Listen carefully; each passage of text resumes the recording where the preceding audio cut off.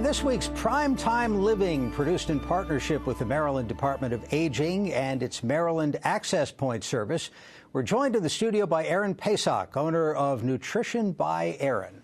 Thanks for being with us. Thanks for having me. Tell me about your practice. Who do you help? Sure. So I have a practice located out in Towson, and I see a variety of different types of clients, but primarily I work with weight management, metabolic syndrome, and gastrointestinal disorders. One of the tips that you focus on is something I haven't heard before, the idea of a hunger scale. Yeah. What do you mean by that? Yeah, so I think sometimes we lose touch with why we're eating.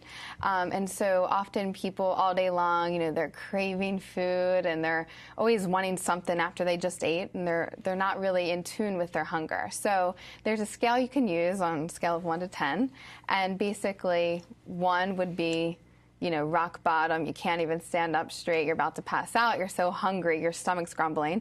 And 10 is, think of after Thanksgiving dinner, you're so full you have to unbutton your pants.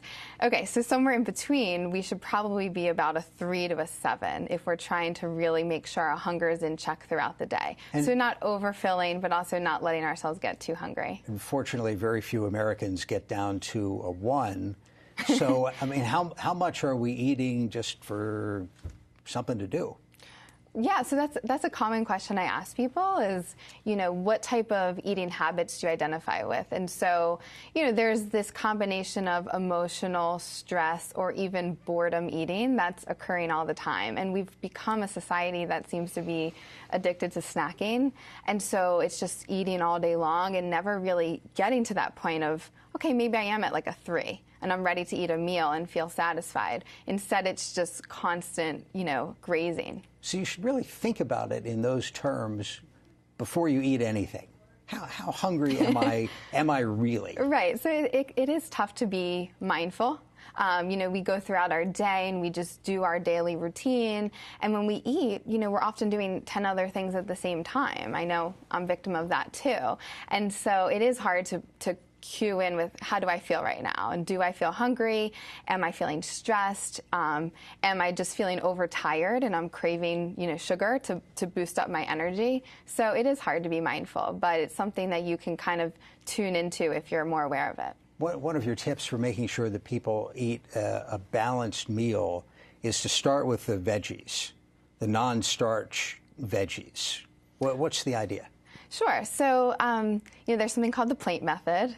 Some people may be familiar with it. Right, but so basically, we're off the scale method, we're on to the plate method. We're on the plate method, right. Yeah. So if you visualize, most people are eating off of a plate, which is circular.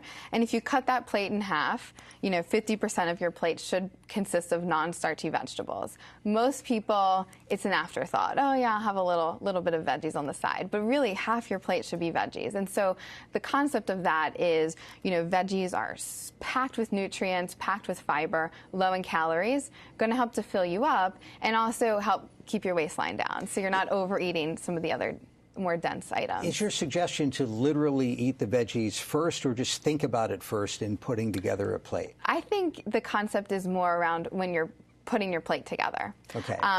There are some people who they opt to fill up first on their protein, which is fine as well. I don't think there has to be so much structure to it. But yeah, when you're filling up your plate, I think, that top priority in your brain should be around the vegetables. And in terms of what you drink with a meal, you have a glass of water in front of you. Big fan. Water is recommended by everybody.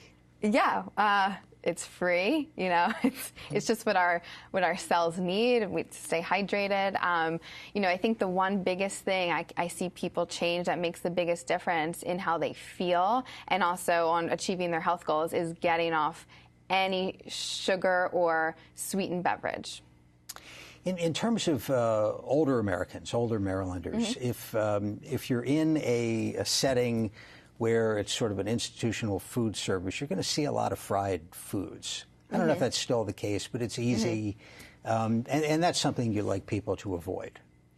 Yeah, that's another great switch that people can look for is, I know they want to go and, eat chicken and maybe eat a potato and maybe, eat their veggies. But when the preparation method is, soaking that in a batter that's maybe high in sodium, high in carbohydrates, then deep frying it in a highly inflammatory type of oil, then whatever once was healthy is no longer providing you with those health benefits. So, I can't ask that it's an always situation, but for the most part, going out of their way to, go more for grilled, broiled, sautéed, baked varieties, if that's the option. Yeah, and back to the veggies, same thing. If you coat it with a ranch dressing or whatever, right, there's better ways to do it. There is, but then the other thing to think about is if that gets you to eat it, maybe that's a good place to start, right?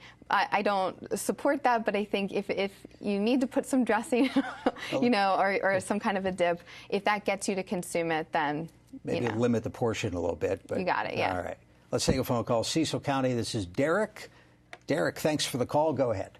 What about the comparison between lima beans and asparagus as far as nutritional value, and also the process of putting either margarine or real butter on each of those? Derek, thank you. Quick answer on that. Great question. So lima beans we consider in the legume family, which would be more of a starch, versus the asparagus, which would be a non-starchy vegetable. So I think that they can both be at the meal, but they're serving different purposes. And then I'm a big fan of, I'm kind of pro-fat, but the right kind of fat. So I'm really not crazy about the margarines. They often contain hydrogenated oils or highly processed oils. And I'm a bigger fan of, doing some kind of a butter, hopefully from grass-fed cow's milk. Very good. Erin Pasock of Nutrition by Erin. Erin, thank you so much. Thank you. Do appreciate it. Thank you for joining us for Direct Connection. We're back Thursday at this time with Your Money and Business, and join us Friday for State Circle. Thanks for watching. Have a good night.